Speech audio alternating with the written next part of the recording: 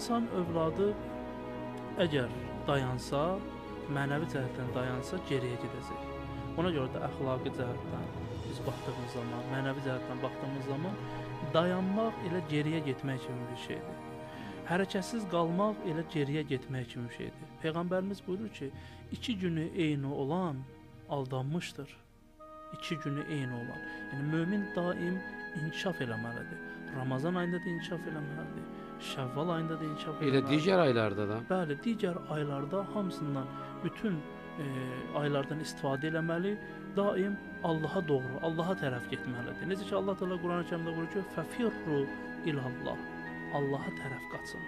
Kimlərdən qaçırıq biz bu Allaha tərəfdən qaçırıq? Allaha tərəf qaçarkən şeytandan qaçırıq, nəfsimizdən qaçırıq, şeytanlaşmış insanlardan qaçırıq Allaha tərəf.